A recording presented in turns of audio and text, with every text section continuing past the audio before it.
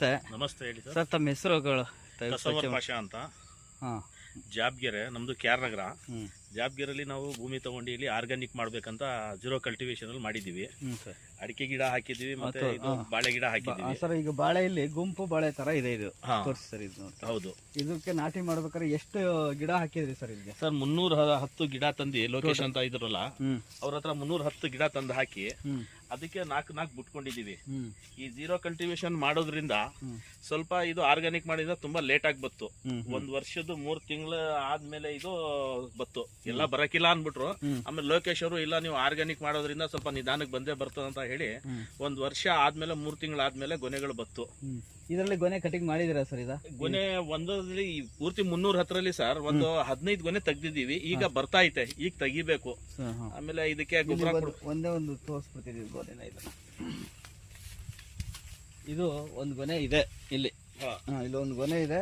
ಇದು ನೋಡಿ, ಇಲ್ಲಿ ಇದು ಗುಂಪು ಬಾಳೆ ಮಾಡಿದೀವಿ ನಾವು. ಏನೇ ಮೇಂಟೆನೆನ್ಸ್ ಮಾಡಿದ್ರು ಕೂಡ ನೋಡಿ ಇಲ್ಲಿ ತರಗ ತೆಗೀರಿ ಸರ್.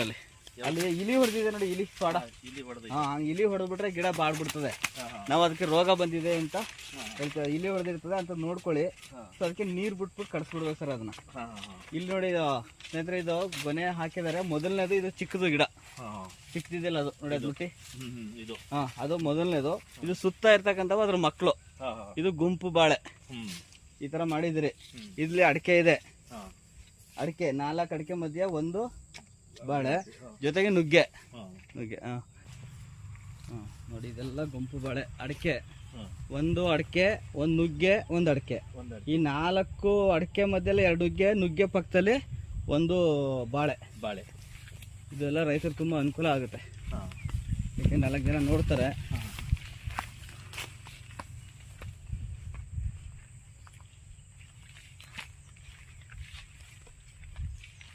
ಇಲ್ಲಿ ನೋಡಿ, ಇದು ಬಾಳೆ ಬಂದಿದೆ ಗೊನೆ. ತೋರಿಸಿ ಸರ್. ಅದೇನು ಗುಂಪು ಬಾಳೆನಲ್ಲೇ ಬಾಳೆ ಬಂದಿರೋದು ನೋಡಿ. ಆ ಥರ ಮುಂದೆ ತುದಿ ಕಟ್ ಮಾಡಿದ್ದಾರೆ.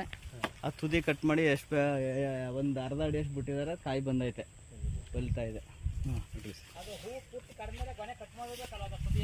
ಹ್ಞೂ ಸರ್, ಅದು ಅರ್ಧ ಅಡಿ ಬಿಟ್ಟು ಕಟ್ ಮಾಡೋರಲ್ಲ, ಅದೇ ಥರ ಕಟ್ ಮಾಡಿದ್ರೆ ಭಾರಿ ಉತ್ತಮ. ನೋಡಿ, ಇಲ್ಲಿ ಹೂ ಬಿಟ್ಟಿದ್ದಾರೆ. ಇವರು ಇಲ್ಲಿ ಬಿಟ್ಟಿದಾರಲ್ಲ, ಈ ಬಿಟ್ರೆ ಆ ಹೂ ಅಷ್ಟುದ್ದ ಬಿಡಬಾರ್ದು. ಅರ್ಧ ಅಡಿಗೆ ಅದನ್ನ ಕಟ್ ಮಾಡಕ್ ಬಿಡ್ಬೇಕು.